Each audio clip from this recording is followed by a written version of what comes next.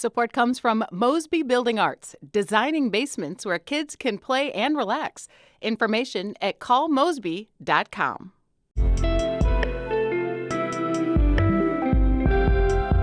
From the St. Louis Public Radio Newsroom, this is The Gateway. It's Tuesday, March 25th.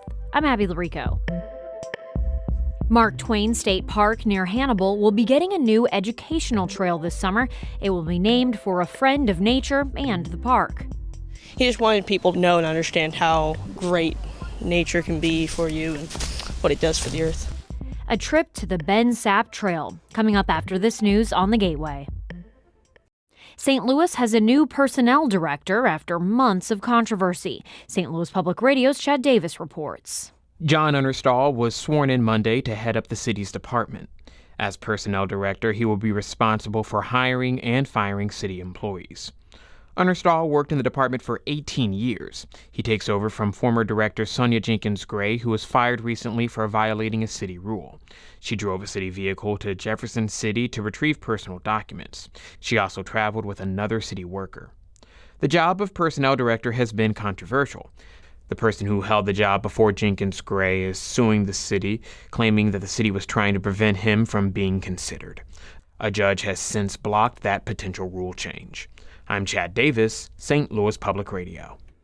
Early voting begins today for local elections in the St. Louis area. Voters can cast ballots at select polling places in the city of St. Louis and St. Charles counties. St. Louis voters will also pick the mayor, comptroller, and odd ward alderpeople. 3 seats are also open on the St. Louis Public Schools Board of Education. There are numerous municipal and school board positions up for grabs in St. Louis and St. Charles counties. Many cities and school and fire protection districts also have tax and bonding issues. Voters in St. Louis County will also see a measure that would give the county council authority to dismiss department heads. A court ruling, though, may mean the results will not be counted. Be sure to check out our voter guide at stlpr.org. The crowd at the school board meeting in Edwardsville last night was at capacity, with people packing the room to speak out against dismissing 16 teachers for budgetary reasons. But as St. Louis Public Radio's Brian Moline reports, they went home disappointed. After hearing 24 people speak against the cuts during the public comment period, the Edwardsville School Board voted 4-3 to enact them. Teachers rallied ahead of the meeting outside Liberty Middle School, holding signs and dressed in red. Among them was Edwardsville Education Association co-president Robert Unziker, who says the district has balanced its budget on the backs of teachers. And that has left us behind neighboring districts, and we are losing talent from our district to neighboring districts for pay. We're losing for working conditions. We're losing for just flat out morale. Superintendent Patrick Shelton says some dismissed teachers could be rehired depending on final enrollment for the next school year. I'm Brian Moline, St. Louis Public Radio. Illinois Governor J.B. Pritzker's initiative to bring bachelor's degrees to the state's community colleges is stalled in the General Assembly. The bill would allow community colleges to offer bachelor's degrees in high-demand fields such as early childhood education, manufacturing, and nursing. House Higher Education Committee Chair and Democratic Representative Katie Stewart didn't call the bill for a vote last week amid concerns about its impact on four-year colleges. In a statement, Stewart says the goal in holding the bill is to work out how to support both people looking for credentials and, quote, the missions and student populations at our existing four-year institutions across Illinois. Lawmakers adjourn at the end of May. Advocates for the new Faith by Plate Act say the law makes Illinois one of the first states to require kosher and halal meals in public institutions.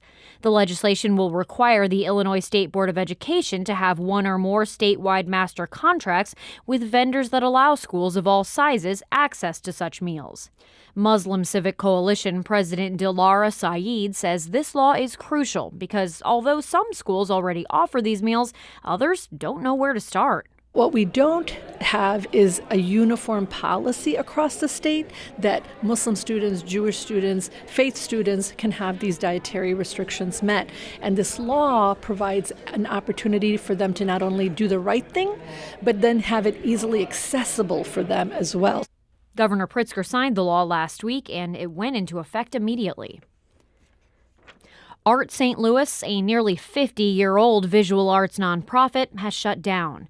In a letter to artists obtained by St. Louis Public Radio, the organization's board said they were also closing their gallery and Catalyst coffee shop in St. Louis's Midtown neighborhood, citing unforeseen financial burdens. While Art St. Louis reported breaking even in 2022, according to tax documents filed with the IRS, the organization's deficit grew to more than $35,000 in 2023. The board writes Art St. Louis can, quote, no longer in good faith ask our dedicated employees to continue to shoulder the burden of uncertainty without a clear path to paying their wages going forward, end quote. Representatives for Art St. Louis did not immediately respond to requests for comment. An English sports betting company has reached a major marketing deal with the St. Louis Cardinals. St. Louis Public Radio's Rachel Littman reports. Bet365 is now the official mobile sports betting partner of the St. Louis Cardinals. Financial terms and the length of the deal were not disclosed. Bet365 will have advertising rights on multiple platforms, including radio and online. Signs will be visible on TV broadcasts. In addition, an all-inclusive seating area in Busch Stadium will now be known as the Bet365 Bridge.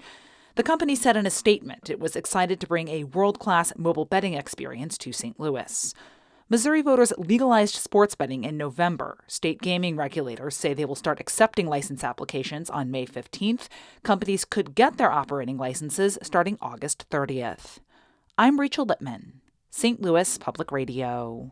And Cardinals opening day is Thursday.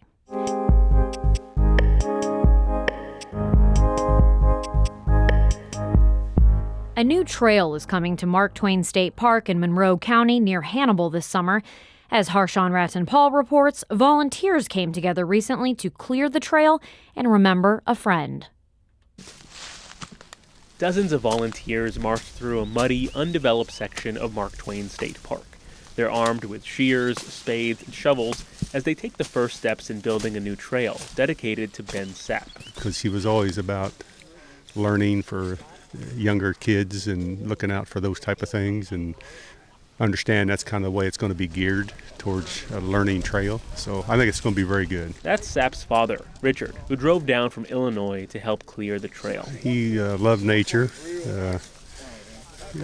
Things like this is right what he would want to do. The only thing would be he wouldn't want it named after him.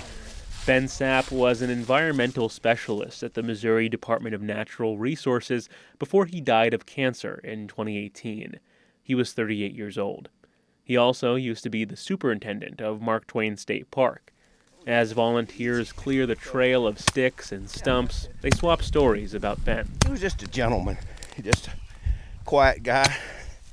Had quite a bit of knowledge to him about life in general, and I just liked him. He was just a very personable person. That's Philip Whelan. Like many of the volunteers out here today, Whelan is a member of the Missouri Master Naturalists, an organization that helps with conservation projects around the state.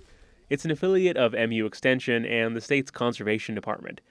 Education is a key component of the Master Naturalists. Every new member does 40 hours of specialized training about a variety of environmental topics. Whelan was born, grew up, and lives just a few miles away from the trail. But he still learned a lot from joining. I like it. I thought I knew something about nature. Well, after the first 4 or 5 months, I found out I didn't know diddly squat. After they graduate, members do 40 hours of volunteering a year. It was through volunteering that he first met Sapp. This is because Ben and Sarah and the boys. That's why I'm here. One of those boys is Toby Sapp, Ben's now 17-year-old son. He's out here too, carrying a yellow and black tool bag as he clears the corridor of branches and saws his way through stumps. He says his dad passed on a love of nature, and being out here brings back those memories. We were on a trail like this actually, and one day we looked down as we were hiking it, and there was a big old rock pile, and we kind of made a fort out of it, and so we went back there a couple of times, but it's pretty awesome. Toby's little brother Keaton is 13. He was young when his dad died, but still has fond memories of hiking nearby trails and fishing in nearby ponds. He just wanted people to know and understand how great nature can be for you and what it does for the earth. After about 3 hours, the volunteers, muddy, tired, and sweating, break for lunch. The job's not done. A storm the previous night left the ground soaked, and another crew will come back to finish digging. But Ben Sapp's dad, Richard, is driving back to Illinois. It's very humbling, and these people, he's touched a lot of people, and I think he'll be very pleased with it. I'd rather have him here and not name the trail. The ribbon cutting for the Ben Sapp Memorial Trail is slated for June 21st. I'm Harshawn Ratanpal. That story comes to us from member station KBIA in Columbia. The Gateway is a production of St. Louis Public Radio, a listener-supported service of the University of Missouri-St. Louis. Music by Ryan McNeely of Adult Fur. I'm Abby Larico, and from the St. Louis Public Radio newsroom, this has been The Gateway.